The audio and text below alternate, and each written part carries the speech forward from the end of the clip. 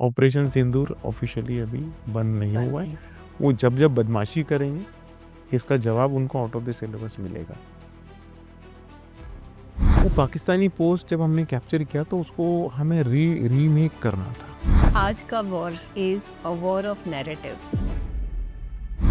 तो ये सिर्फ 3 दिन में वॉर क्यों खत्म हो गया? क्योंकि जब भी कोई एक्सटर्नल थ्रेट होता है तो सब यूनाइट हो जाते हैं, चाहे हिंदू हो मुस्लिम हो। वॉर जीतने के लिए 3 ऐसी चीजें जो इम्पोर्टेंट है। और हम 12-12 घंटे एक ही पोजीशन में ऐसे बैठे रहते थे पूरा दिन। Cyber attack is also a kind of war. 100%। जब सीज फायर हुआ था, we are not happy, you know, even I was not happy. I am from Kashmir. आप देखिए ना, गली गली वो नारे लगा रहे हैं हम जीत गए, क्योंकि वी आर नॉट क्रुक्स, हम सिंपल लोग हैं, इंडियंस।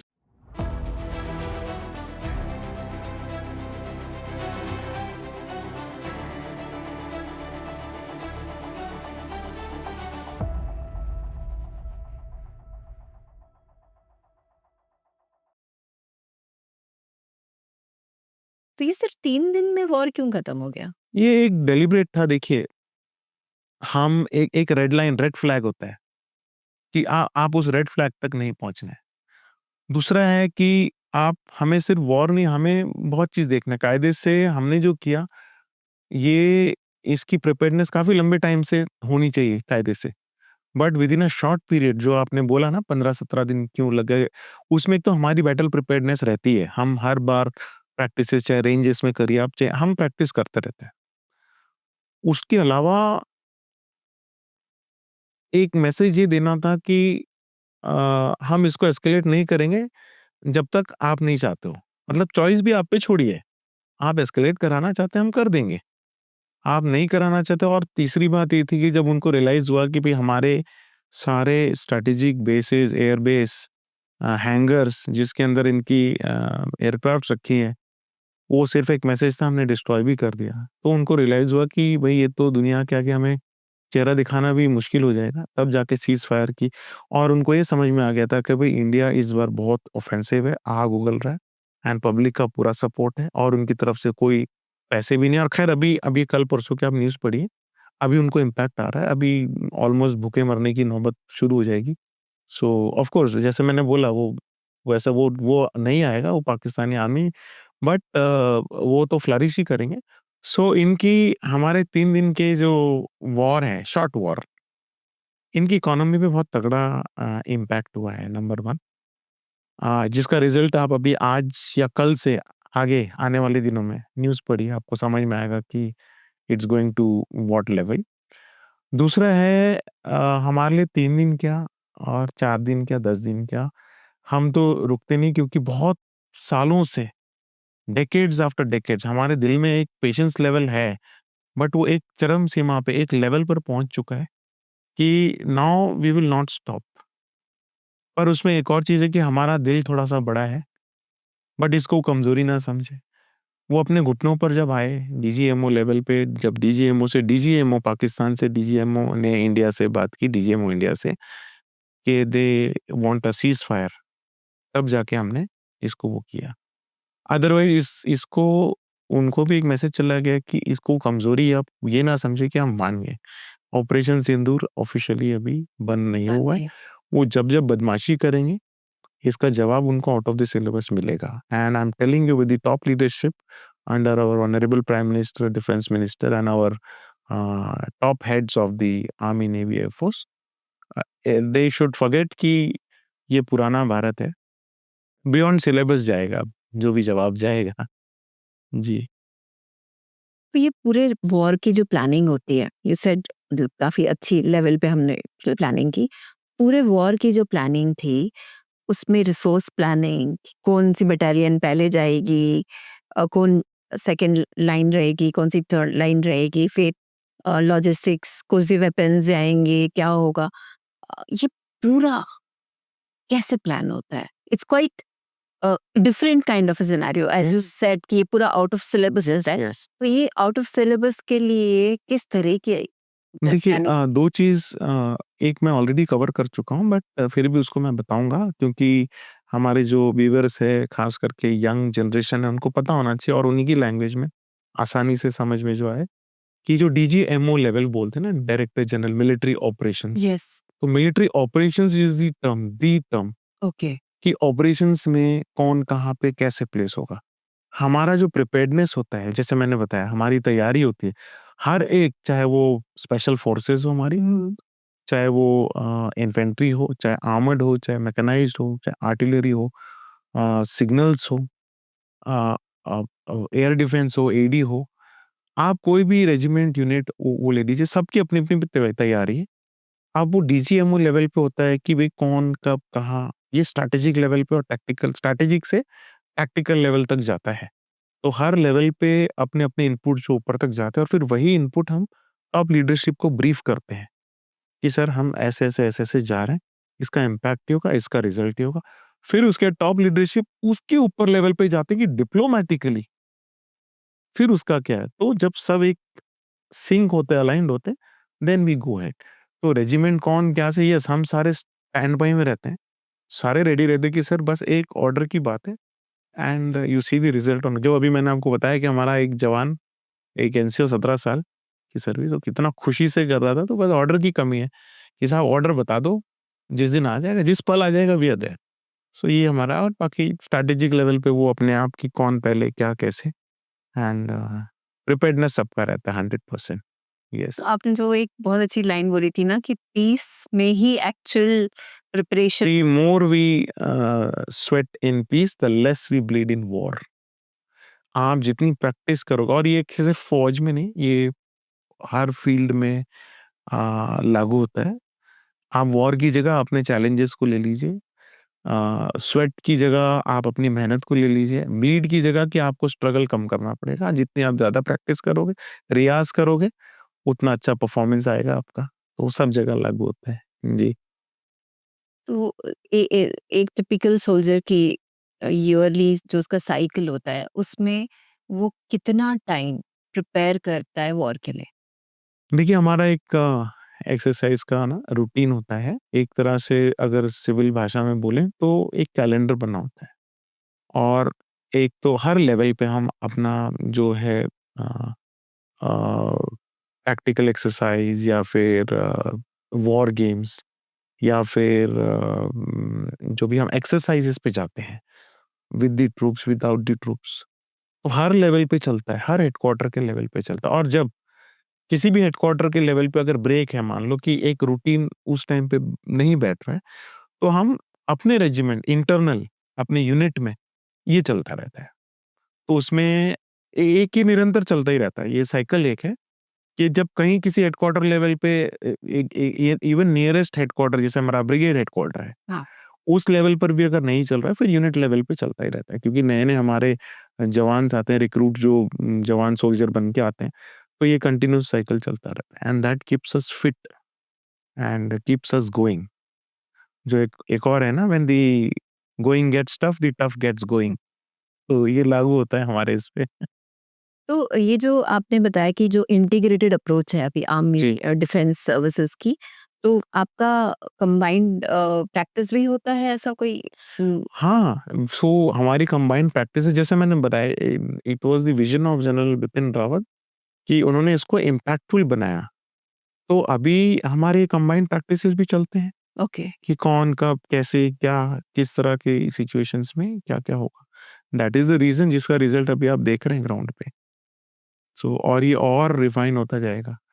ये और दुश्मनों के लिए खतरनाक, आउट ऑफ द सिलेबस, भयानक,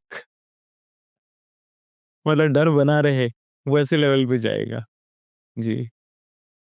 तो ये पूरे आपने बोला कि ये एक ब्रांड इंडिया जो था उसकी पोजीशनिंग बड़ी अलग लेवल पे यस। प्लेस हुई, मतलब बहुत ही अलग लेवल पे इंडिया का परसेप्शन हुआ है।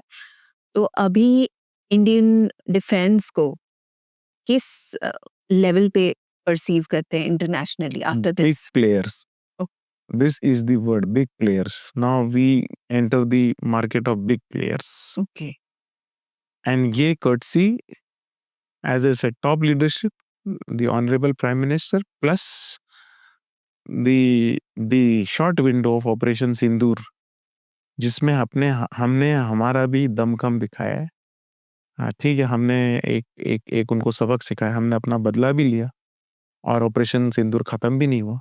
लेकिन इसके साथ-साथ ग्लोबल मार्केट में एक एक्सेप्टेंस आ गई कि इनकी इनकी जो पावर है, रेंज है, वो क्या कमाल है, प्रिसिजन खास करके। तो इंडिया को कोई लाइटली नहीं लेगा। अब नहीं ले अब लेगा भी नहीं। आप बाहर चले जाओ, पहले था कि इंडिया, इंडिया तो उनको लगता था ओह वेयर इज़ दिस प्लेस? अब it is the other way है। ओह! इंडिया। वॉर जीतने के लिए 3 ऐसी चीज़ें जो इम्पोर्टेंट है। Planning, okay. Determination and last and foremost important will. एक विल चाहिए जो आता है हमारी टॉप लीडरशिप से। बाकी तो हम तैयार रहते हैं। डिटर्मिनेशन आप हमारा स्ट्रांग है। आप हर एक Indian they are resilient by nature. Determination है ही है। और प्लानिंग हमारे जो आर्म्ड फोर्सेस लेवल पे है। प्लानिंग जैसे मैंने बताया स्ट्रैटेजिक लेवल पे, डीजीएमओ लेवल पे, हर जगह पे हमारी प्लानिंग रहती ही है। अब ये है कि जब हम प्लानिंग ऊपर ब्रीफ करते हैं, फिर टॉप लीडरशिप उसको जैसे मैंने बोला कनेक्ट करते हैं, हर हर एक इम्पैक्ट लेवल को क्या है, कैसे। तो ये प्लानिंग, डिटर्मिनेशन और विल बहुत इम्पोर्टेंट है। जो विल मैंने थर्ड बोला है, वो सबसे इम्पोर्टेंट है। जी। तो ये पूरे जो परसेप्शन बिल्डिंग जो हमने डिस्कस किया अभी, इंडिया का परसेप्शन बिल्डिंग था। तो इसके लिए जो टॉप लीडरशिप है, अ, और जो आपने बताया कि वो अभी the what we learn from Kargil, कि आप पूरे कंट्रीज को रिप्रेजेंट करने के पार्लियामेंटेरियंस को भेज रहे हैं। तो ये करना ज़रूरी है। जी। तो ये हमारी सिर्फ जो टॉप के डिप्लोमेट्स है वो नहीं कर सकते। Why country has to be represented by इसमें पार्लियामेंटेरियंस। इसमें वही लेसन लर्न थे कि चाहे हम 47 का वॉर ले लीजिए, 65 ले लीजिए, 62 ऑल्सो एंड जितने भी मतलब 71 एंड ऑल। तो हमने खैर अभी भी हमें बहुत डेवलप होना बाकी है इज वॉर ऑफ नैरेटिव्स। क्योंकि वी आर नॉट क्रुक्स। हम सिंपल लोग हैं इंडियंस, जो ग्राउंड पे है। लेकिन हमारे नेबर्स ही हमें सिखाते हैं कि वो कितने स्मार्ट है। हारने के बाद भी उन्होंने ऐसा हौवा फैला रखा है पब्लिक में। आप देखिए ना, गली गली वो नारे लगा रहे हैं हम जीत गए। अरे क्या जीत गए? कहाँ जीत गए? कोई प्रूफ नहीं, कुछ नहीं।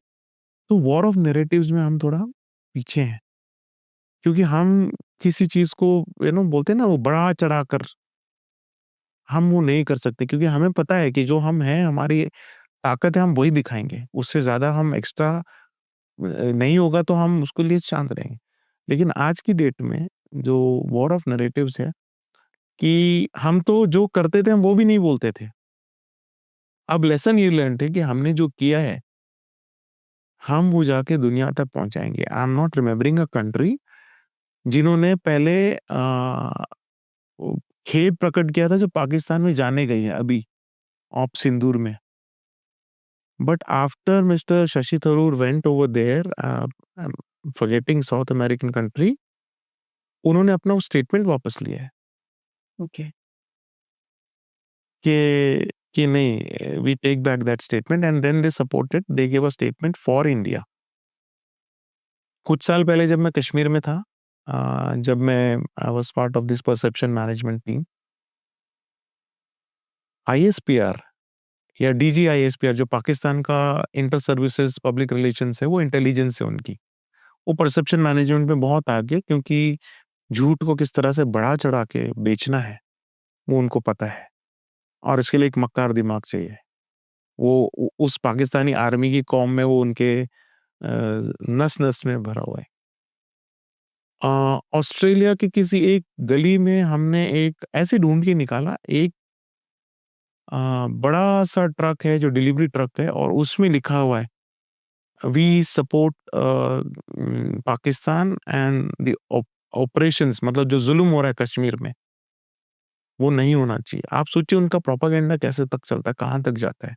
तो ऑस्ट्रेलिया में हाँ ट्रक जी, के ऊपर जी। तो इनका जो प्रोपागेंडा है बहुत फास्ट है, बहुत डीप और बहुत तो हम उनसे सीख रहे हैं, ठीक है, हम उनकी तरह बढ़ा-चढ़ा के नहीं, लेकिन जो सच है हम उसको तो बता सकते हैं। And that is the one strong reason कि जो हमारे पार्लियामेंटेरियंस जो जा रहे हैं, अलग-अलग जो टीम्स गई है उसमें अपोज़िशन पार्टी भी है।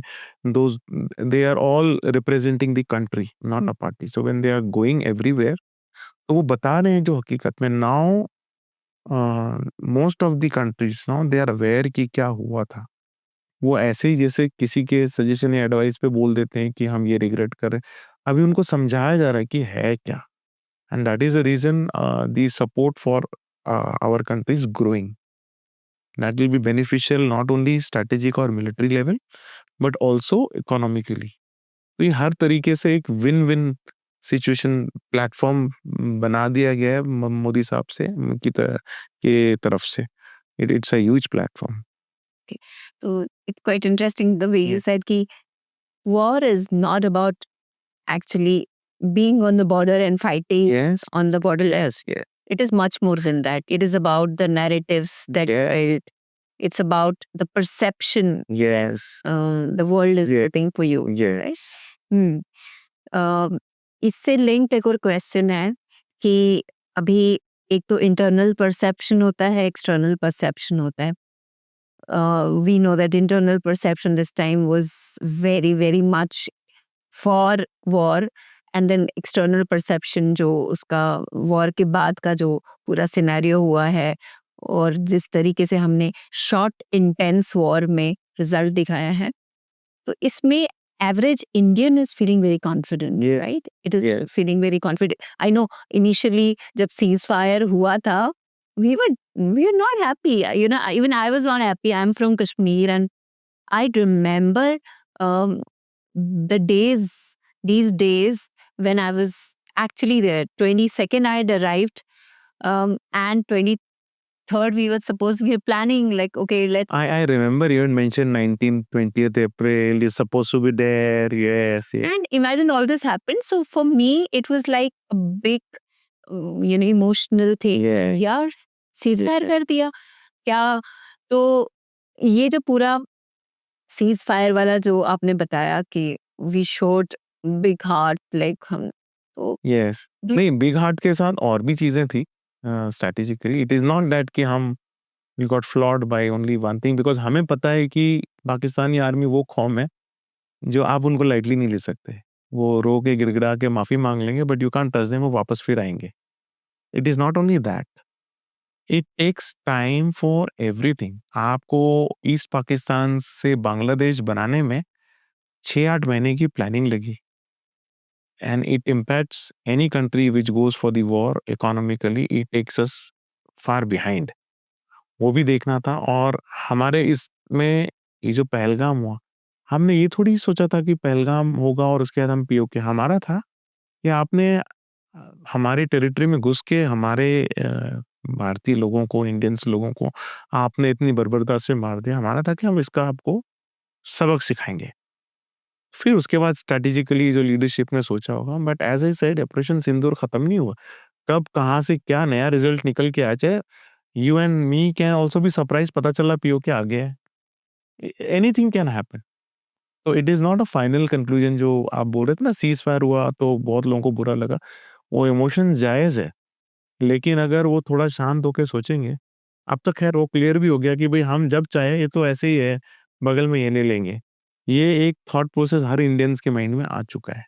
और एक सोशल साइकोलॉजी में होता है कि जब भी कोई एक्सटर्नल थ्रेट होता है तो सब यूनाइट हो जाते हैं, चाहे हिंदू हो, मुस्लिम हो, क्रिश्चियन हो, सिख, ईसाई, सब सब मिल जाते हैं. And then becomes a strong team बोल लीजिए या सिंगल पावर. तो वही हुआ इस बार. And it binded every citizen together. That is the beauty कि, और ये लीडरशिप ने इसको किस तरह से एक्नॉलेज किया. और क्या चाहिए. I think India has arrived finally. Yes, yes, yes, yes. Okay. War में सोल्जर्स खाते क्या हैं? देखिए, हमारा एक जो राशन का जो एक वो बना होता है, एक स्टैंडर्ड लिस्ट होती है, तो हम उसके हिसाब से जो हमारा डाइट है वो वेल प्लान्ड रहता है. उसमें हेल्दी खाना होता है, हेल्दी फूड होता है, टाइमिंग्स होते हैं. तो ये हमारा रूटीन है. हाँ, ऑपरेशंस में अगर आप पूछें कि ऑपरेशंस में आप खाना कब खाते हो? तो ऑपरेशंस में हमारा खाने का टाइम नहीं होता है। ऑपरेशंस में जो आपको रिलीव करने वाला भी इन एक्शन आपको रिलीव करेगा। या तो आप इंजर्ड हो गए तब आपको एक रिलीव कर रहा है, या तो आपकी वेपन नहीं चल रही है, या तो ऑपरेशन खत्म हो गए, या तो आप किसी एम्बुश में बैठे हैं और वो एम्बुश सक्सेसफुल रहा है और उसके बाद जब आप वापस जा रहे हैं, तब आपका ब्रेक है। अदरवाइज़ जब आप ऑपरेशंस में भी जाते हैं, तो आप वो जैसे हम अपना टिफ़िन का डब्बा बाहर सिविल की दुनिया में ले जाते हैं, तो हम वैसे कोई स्वादिष्ट खाना लंगर से उठा के नहीं ले जाते हैं, क्योंकि क्योंकि पता चला आप दाल का टिफ़िन खोल रहे हो, दाल की खुशबू सारे जंगल में फैल रही है, तो फिर वही दुश्मन को तो पता ही है यहाँ कोई बैठा है, अच्छा खाना खा रहा है। तो हम जो ले जाते हैं, पुराने टाइम से अभी तक का स्टैंडर्ड है कि हम ऐसी चीज़ें ले जाते हैं जिसकी कोई खुशबू या स्मेल ना हो। शक्करपारा है, और भी चीज़ें हैं जिसकी आप जिसकी महक ना आती हो। हमारे लिए वही फूड ब्रेक है जो आपके अंदर एक एनर्जी बनाए रखे, चाहे वो आप चने ले लीजिए, शक्करपारा ले लीजिए, इस तरह की चीज़ें। और हमारे लिए वो नहीं कि अब लंच टाइम निकल गया यार, अब मेरा ध्यान लंच की तरफ है, नहीं, ऐसा नहीं है। We are dedicated towards our duty and operations. और जैसे हमारे ब्रेक्स भी होते हैं, रूटीन जो बायो ब्रेक्स जो बोलते हैं ना, वो भी उसका कोई टाइम नहीं है। अगर ब्रेक्स को टाइम बायो नहीं है। ब्रेक्स का कोई टाइम नहीं है, अभी ऑपरेशंस चल रहे हैं, आप ये नहीं बोल सकते कि मैं वॉशरूम जाकर आता हूँ, कोई सवाल ही नहीं उठता है। आपका वो फिजियोलॉजी आपने उस तरह से कंट्रोल अ, हमने हमारी बटालियन में, मैं जिस बटालियन में था, हमने एक पाकिस्तानी पोस्ट कैप्चर किया था। ओके। जब वो पोस्ट बन रहा था, मतलब हम बना रहे थे, संगठ बना रहे थे, फिर बंकर बना रहे थे, बाद में प्रॉपर बंकर बन गया। लेकिन जब वो बना रहे थे, उनके इतने फायर आते थे क्योंकि उनके हाथ से निकल गया। सो मेरी बटालियन ने जिसमें मैं था, रेजिमेंट ने एक पाकिस्तानी पोस्ट कैप्चर किया था।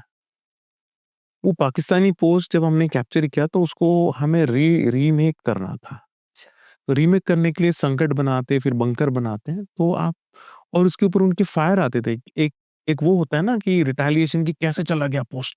इतने कोऑर्डिनेटेड फायर्स आते थे कि आपके बगल में धमाके हो रहे हैं। और हम आपको कैसे बताऊँ, हम 12-12 घंटे एक ही पोज़ीशन में ऐसे बैठे रहते थे पूरा दिन। सुबह की फर्स्ट लाइट से शाम की लास्ट लाइट तक।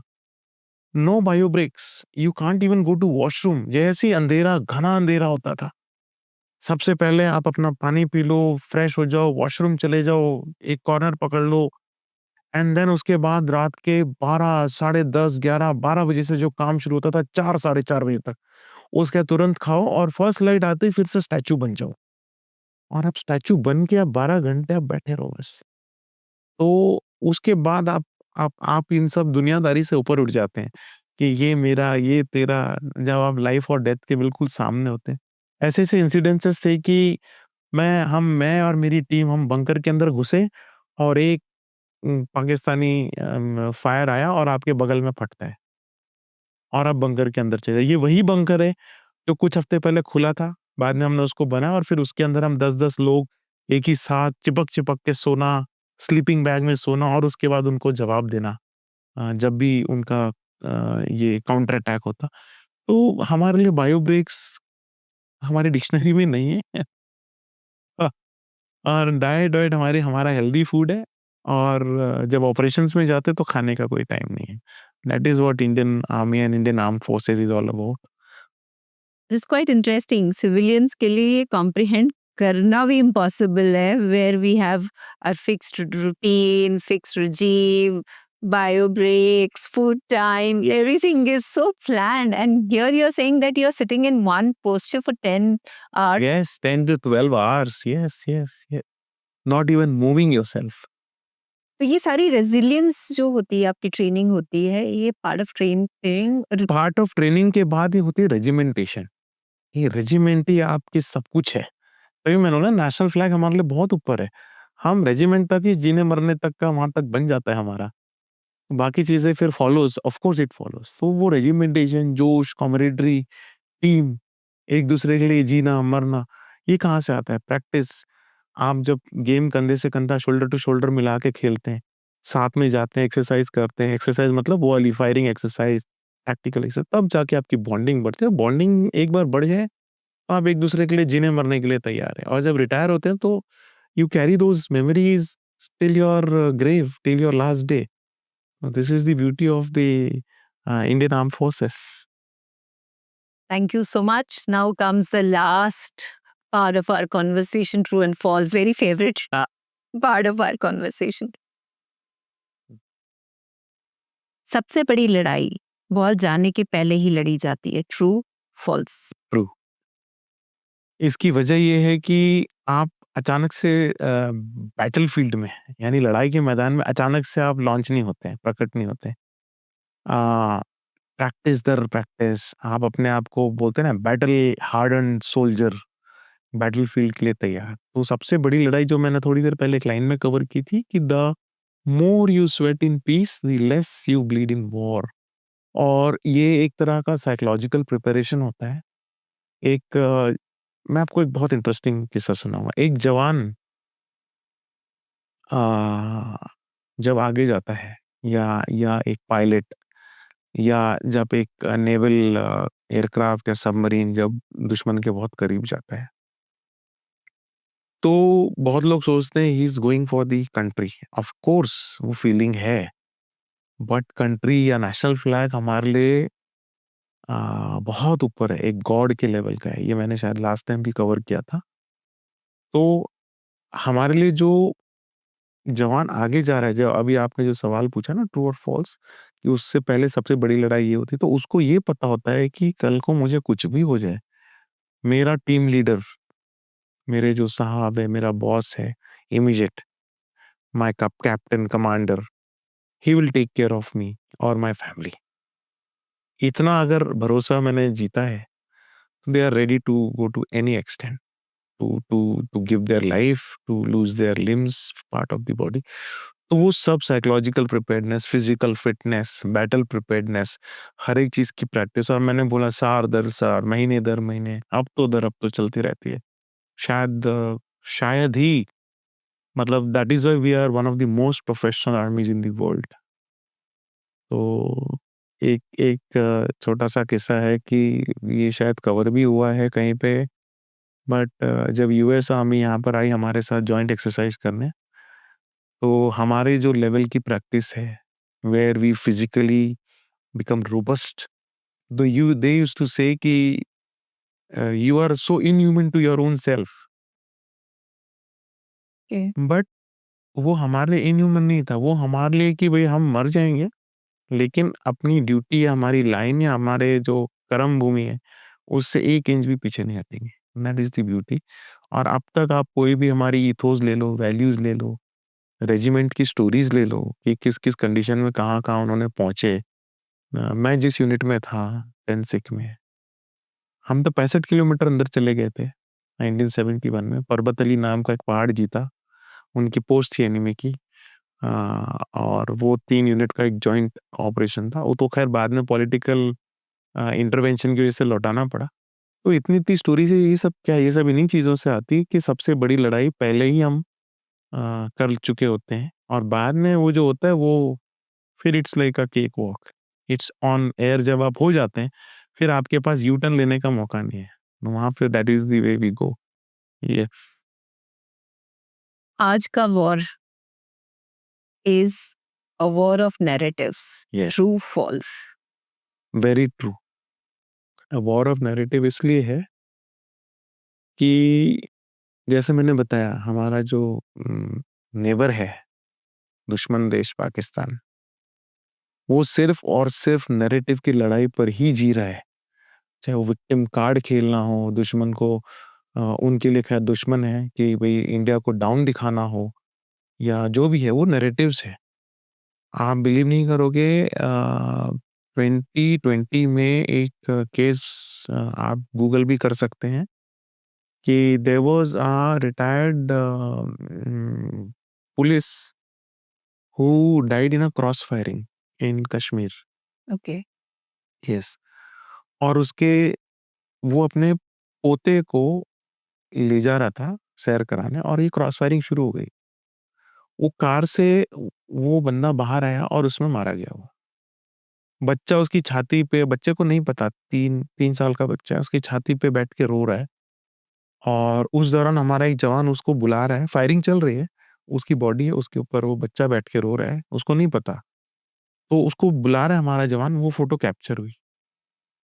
फिर उसके बाद एक ऑफ़िसर है, वो उसको गोद में ले जा रहा है, वो एक फ़ोटो कैप्चर हुई और तीसरा उसकी डेड बॉडी पे बच्चा बैठा, वो एक फ़ोटो कैप्चर हुई।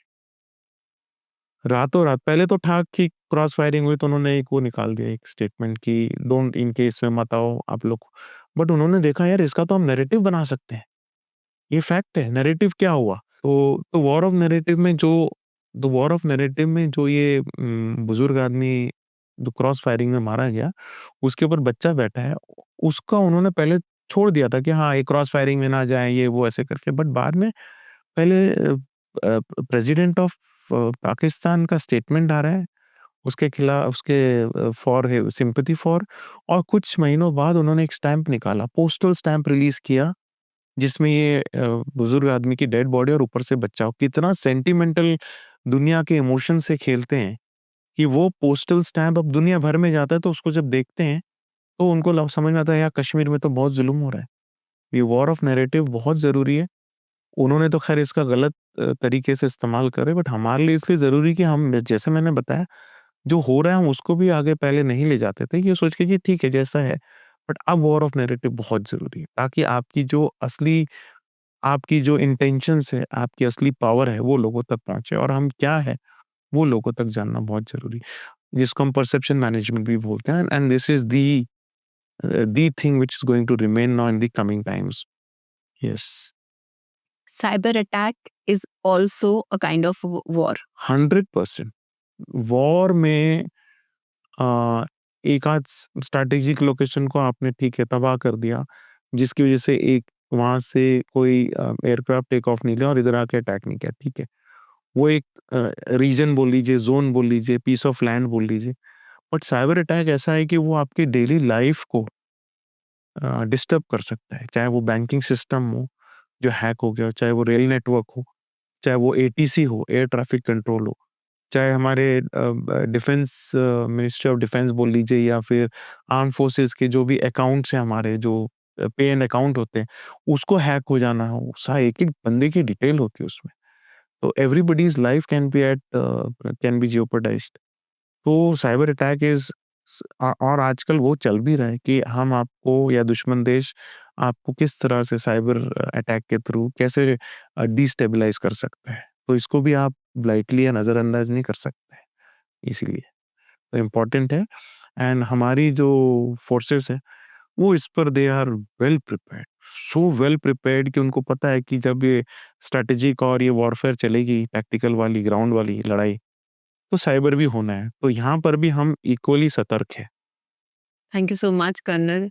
Thank you. It was such a powerful, insightful conversation around war because काफी सारे लोगों को ना वॉर की निटी-ग्रिटीज़ नहीं पता होता कि कैसे कैसे होता है। मतलब आई थिंक कितने सारे लोगों ने मतलब एक्चुअली जैसे मैंने अपनी लाइफ टाइम में वॉर नहीं देखा था, तो ये जो वॉर का सिनेरियो जो हमने एक्सपीरियंस किया, Kargil war was not something which we got to know just because of limited yes, not only that, तब वो सोशल मीडिया और ये सब नहीं था ना। इतना इतना नहीं, कॉम्प्रिहेंड नहीं कर, yes, but this was a very different war where we got to experience it yes, and we got to know so much, and thanks for all the inputs that you shared. बहुत अच्छा लगा आपसे. We must keep having such interesting Yes. conversation. Definitely will look forward for the next one. Thank you. Thank you so much, thank you.